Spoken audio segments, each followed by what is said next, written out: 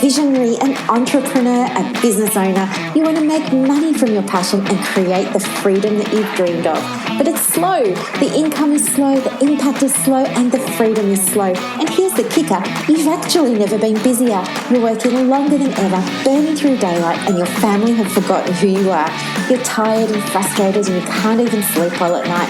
The business just feels so heavy, and all you ever wanted to do was just make the money you want to make doing the things that you want to do. And that's where I come in.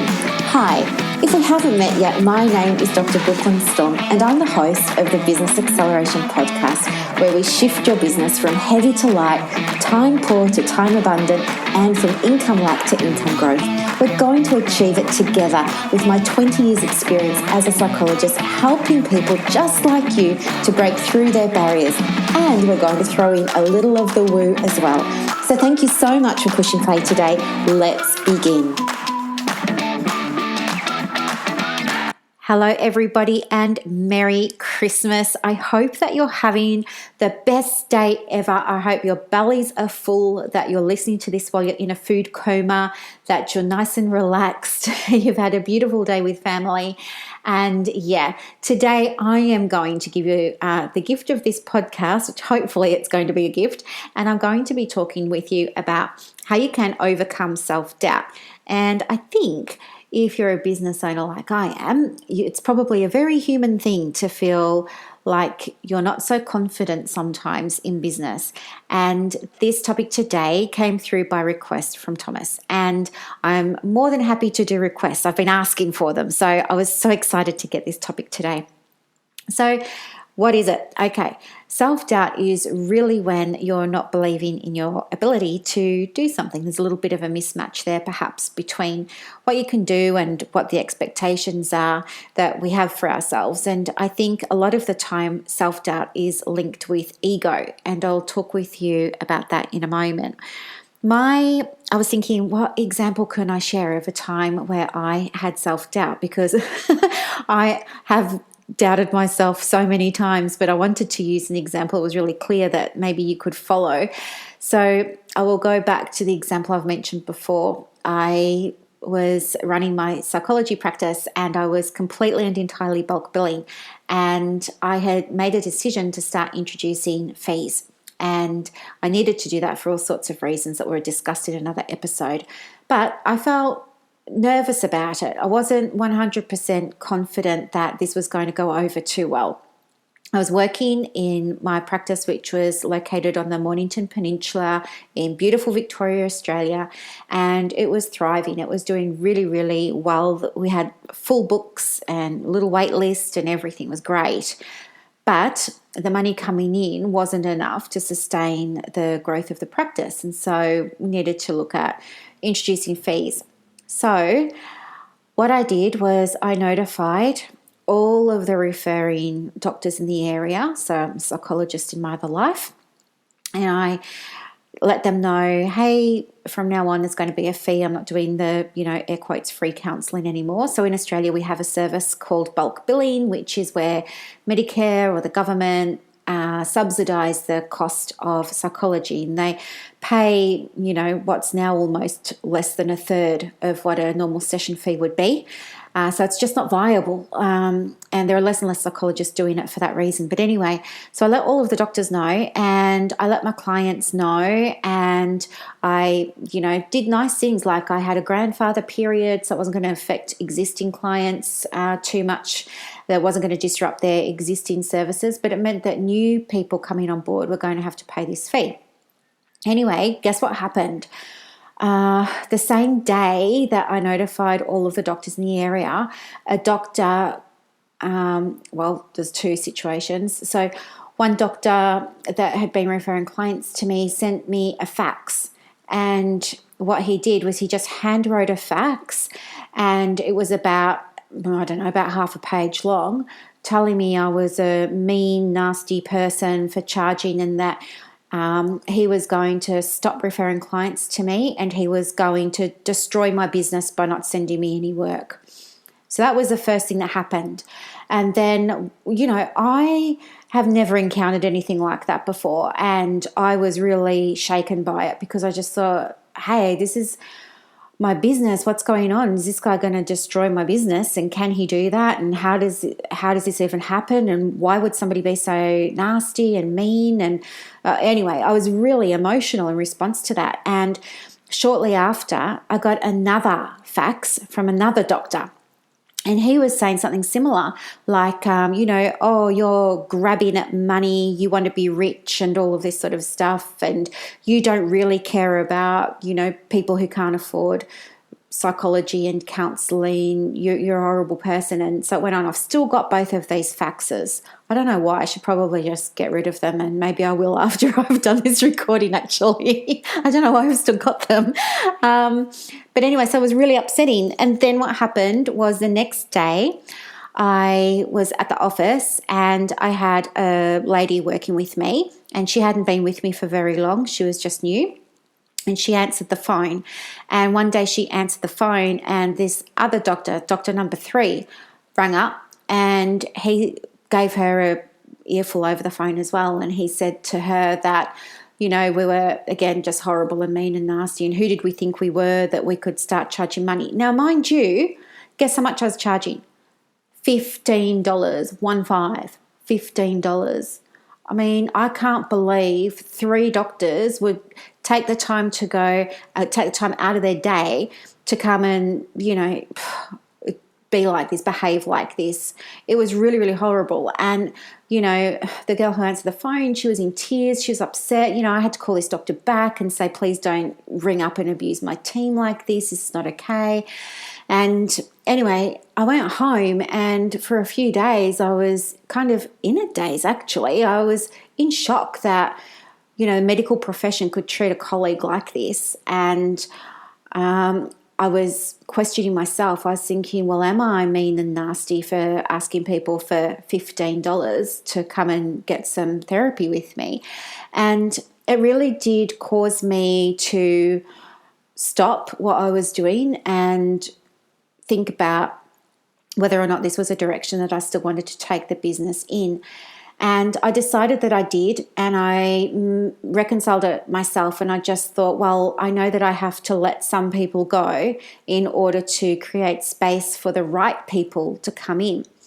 And even with that new mindset, which helped a lot, it still took a little while for me to feel more confident in charging fees. Now it's no problem at all, but back then it was really, really difficult.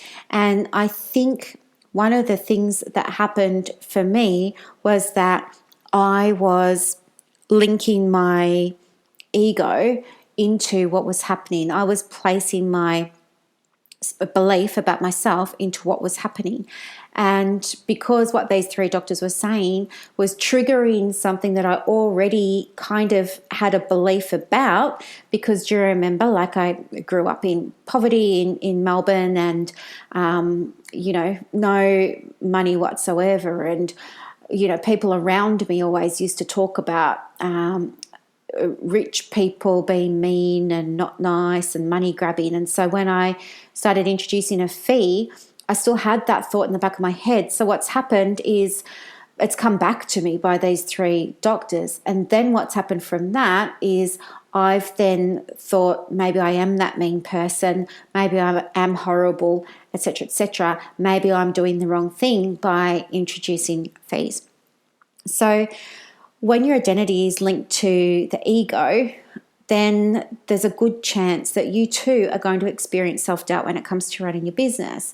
So ego is really around identifying yourself by what you, like, for example, do for work. Like, you might say, hi, I'm Brooklyn, I'm a coach. Or, hi, I'm, Denise, and I'm a belly dancer. Hi, I'm Derek, and I'm a florist. Right? So identifying by what you do. You might identify by your religion or your spirituality. You might identify by your sexuality or your gender. You might identify by the country that you live in.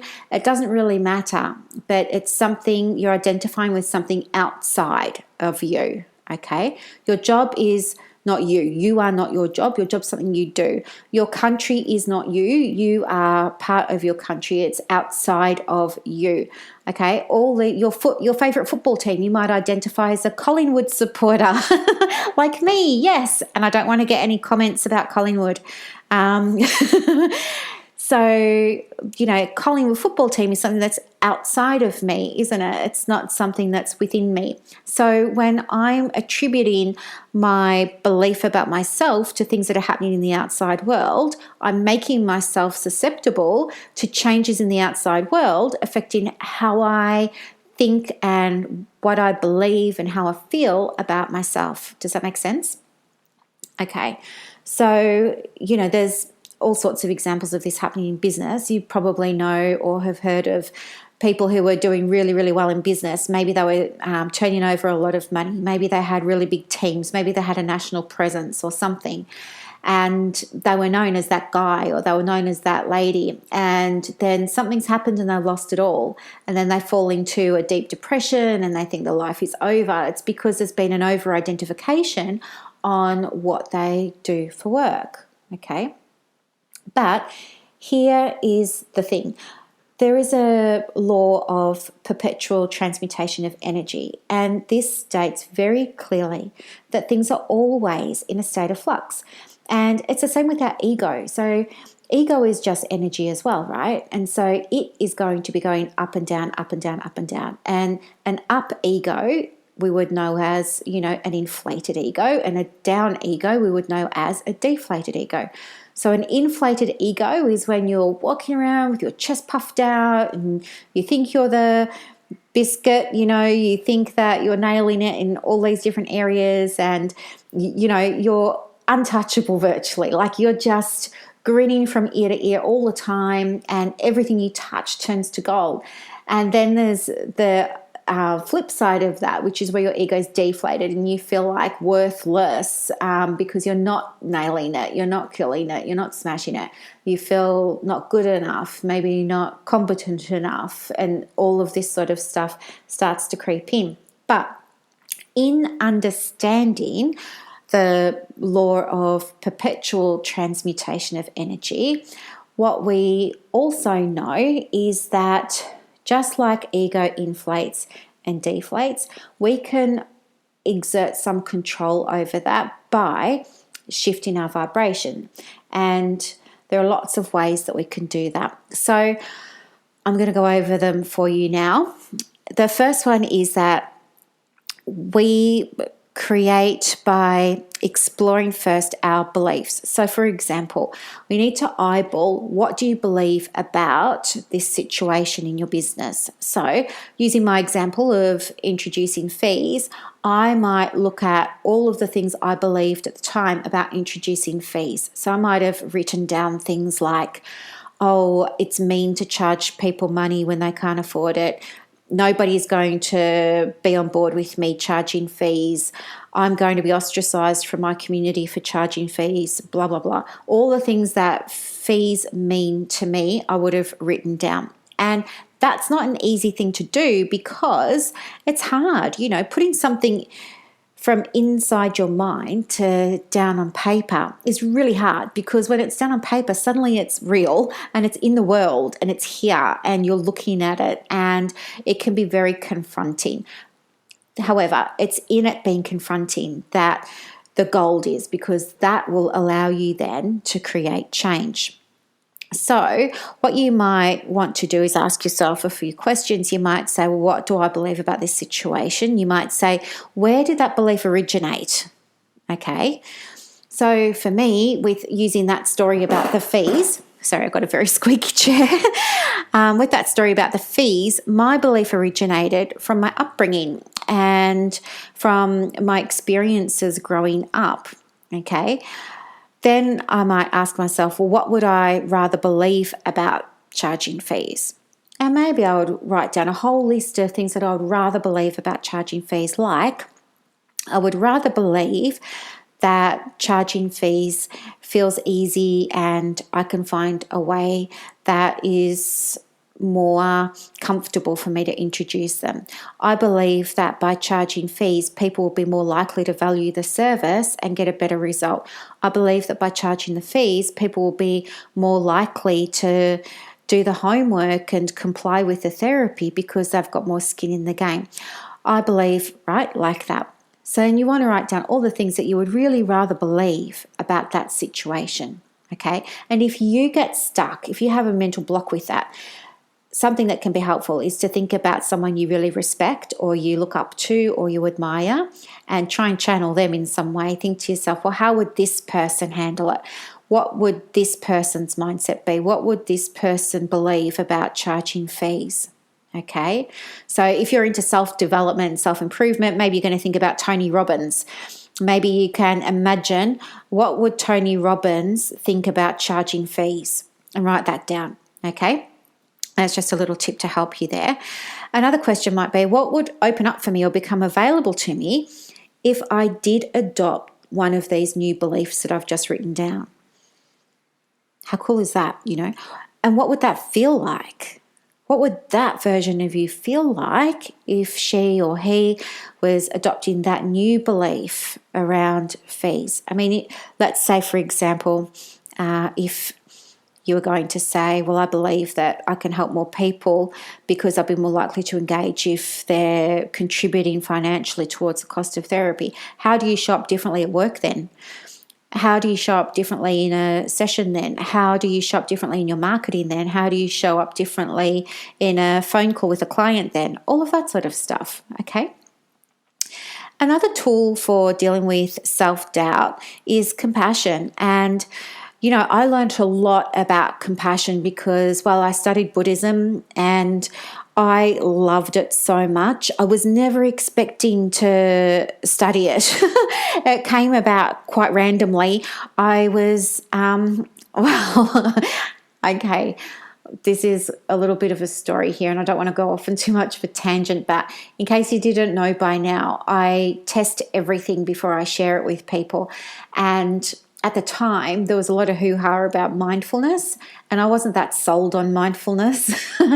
I think looking back, it was probably just that the PD, that the professional development training I'd gone to, hadn't been overly inspiring.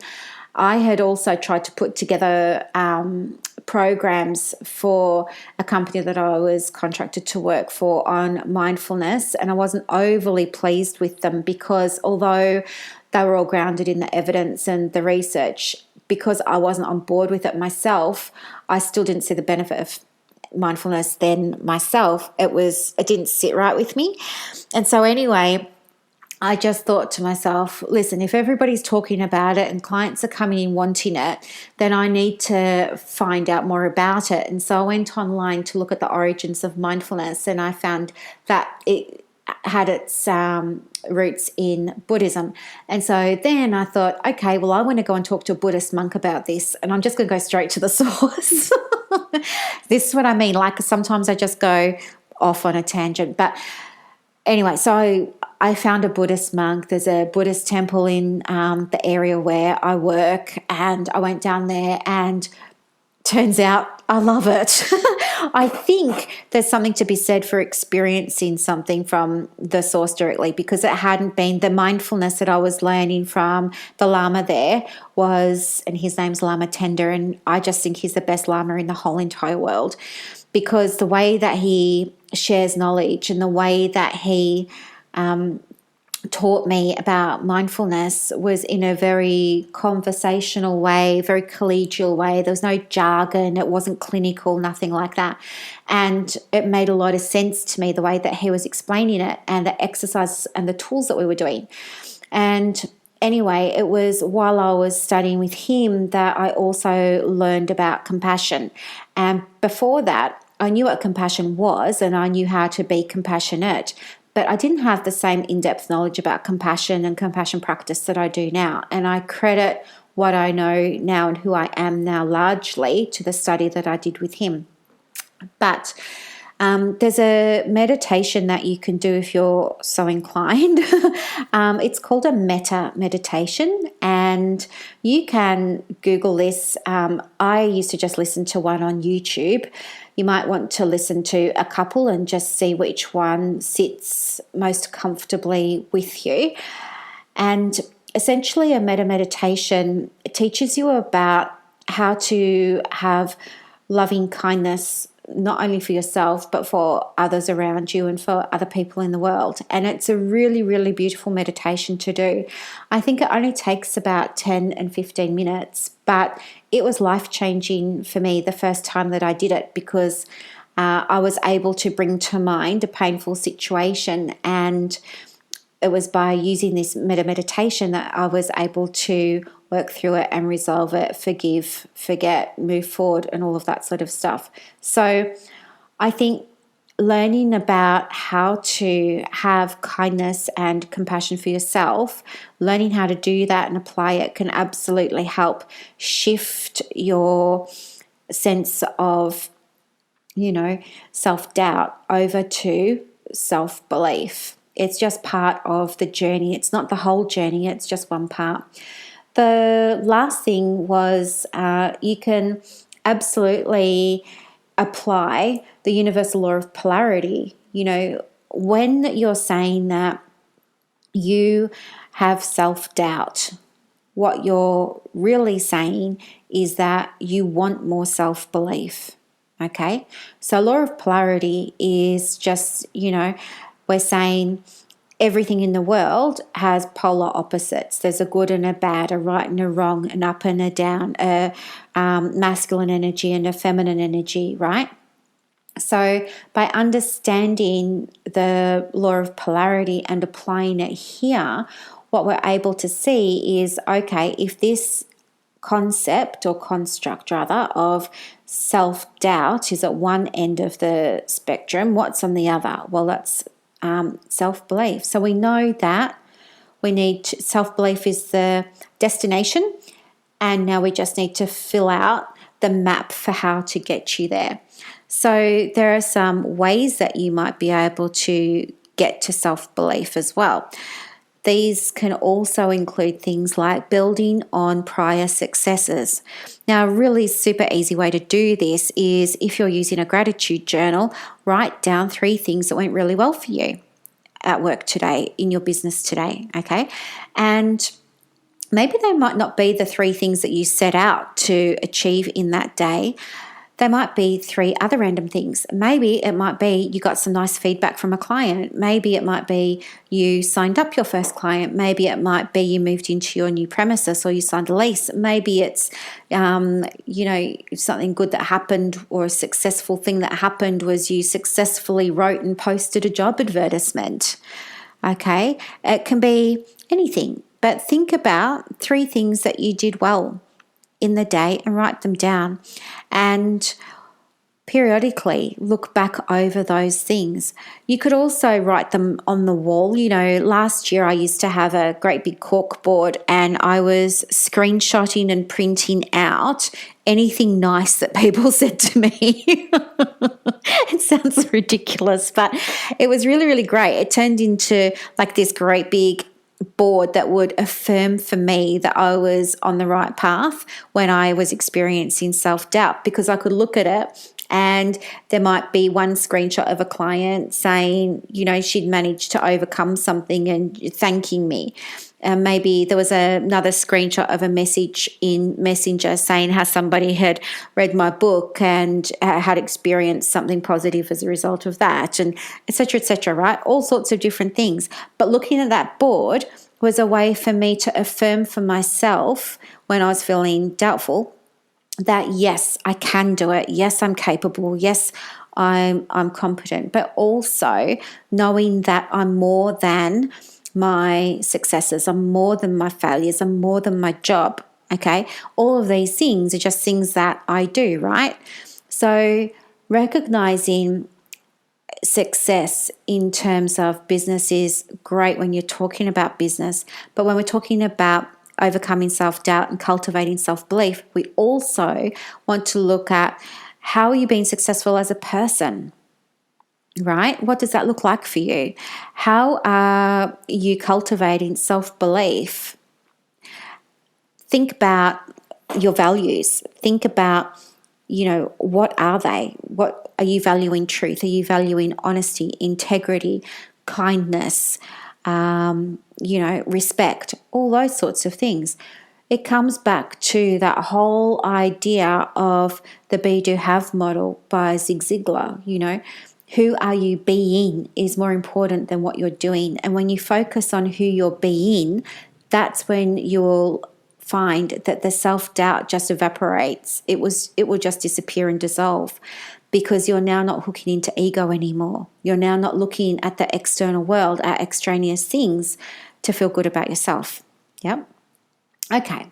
And then the last one there might be to change your expectations to something that's less heavy, that feels a little bit lighter for you about this particular area that you're having the self-doubt in. Now, as you know, I'm like all about transformational questions at the moment. I know I go through phases, but this is my current phase. So let's let's make hay while the sun shines. Because I've actually had a few emails from people who took the time to hit the email me now button in my show notes. I can't believe it. I was so excited. But you're liking the questions. So, okay, I'm going to keep doing the questions and we'll see how we go. So here are some questions that you can write down and you can reflect on when you're having moments of self-doubt in your business, okay? So the first question is, am I creating purpose or cultivating hopelessness? Okay, am I creating purpose or cultivating hopelessness?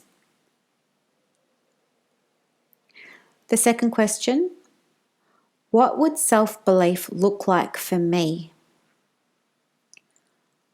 What would self-belief look like for me? The third question is, what would become available to me if I had self-belief? What would become available to me if I had self-belief?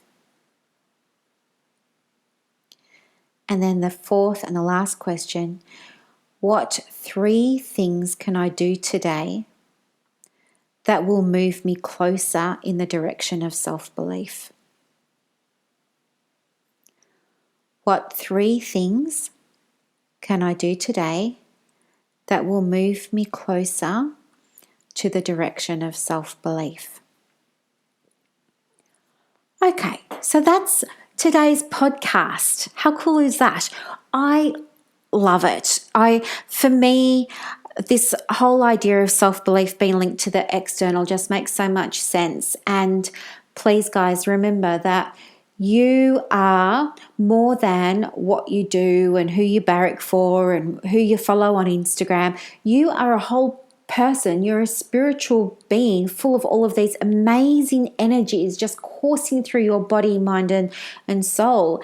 And you are so much bigger than you give yourself credit for. Okay, if you lost it all tomorrow and you're able to believe in yourself, then losing everything isn't going to matter.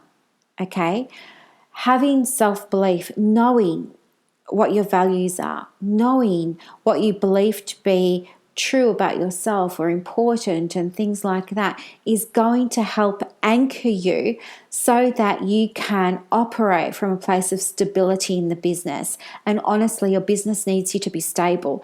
If you're all over the shop and you're getting emotional, or you're turning up to work and you're saying, oh, I don't know if I can do a Facebook Live, oh, I don't know if I can do this, maybe I shouldn't do that, and you've got all of this doubt and you're not making decisions, or you're being you're making decisions and changing your mind and all of that sort of jazz, all that's not going to have a fantastic effect on your business, is it?